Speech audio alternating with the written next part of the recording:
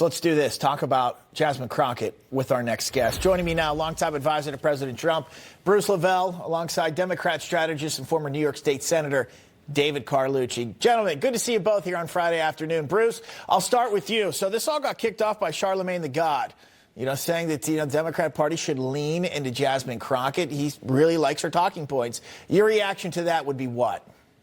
Well, thanks for having me, Bob. Well, first of all, Charlemagne the God is entertainment. I don't really take him serious. He tries to say things, obviously, to get clicks and views, just like a lot of these podcasts and talk shows. So I don't see any value in that. The interesting thing about it is that it's very funny about how they're quick to run after the Twitter stars and say, oh, let's get her, let's get AOC. They talk well, But meanwhile, go look at her voting record. Go look at Texas 30, 700,000 residents, 125,000 in poverty. Medium income is one of the lowest. Jasmine, if you're watching NewsMax, go spend time on your district and go get a bill that can pass, which she hasn't done. She's been barely in Congress 2 years. You want to run for Senate? I say go ahead and run for Senate because finally we'll get rid of you. I'm from Texas. And then while you're at it, go back to St. Louis. David, your take as a Democrat on Jasmine Crockett. What do you think? Well, I agree with Bruce. Look, Charlemagne the God doesn't speak for the Democratic Party. He speaks for himself, right? And I think he does have a point. Congresswoman Crockett has the gift of gab, right? She can communicate. Might not be what you want to hear, but I think she does speak to a certain segment of the United States. And that's the thing with the Democratic Party. It's a large, diverse party. What works in her district certainly isn't going to work in other parts of the country or other parts of Texas, but it works in her district. And so I think that's one of the strengths of the Democratic Party. I would say she's not the leader. She's not the voice. She's one of many voices. And that is what is helpful as we head into these midterms in 2026.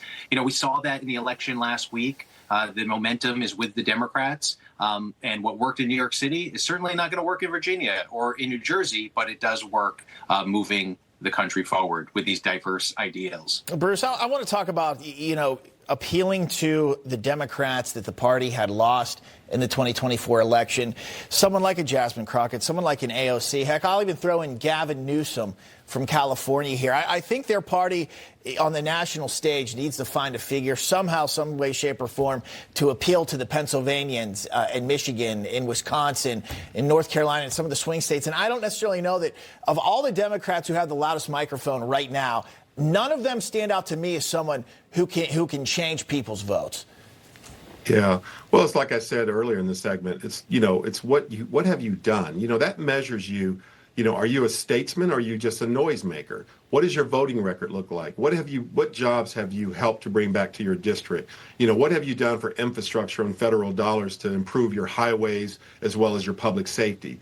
Those are the things that measure your resume that make you qualified to run for other offices, et cetera. She has none. She has no bills passed, zero whatsoever, as a congresswoman with barely over 2 years of experience.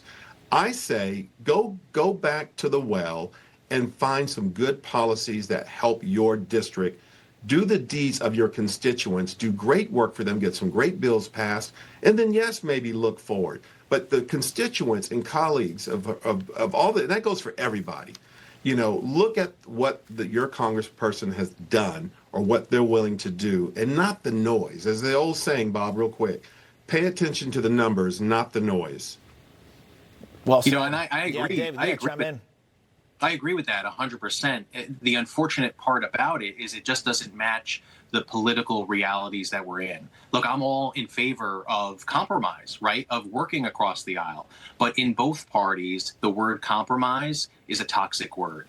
And it's unfortunate, but that is the reality that we're living in. I think one of the highlights that we can look at is the senators, not saying necessarily that I agree with them, who voted the 8 senators that voted against or to open up the government again.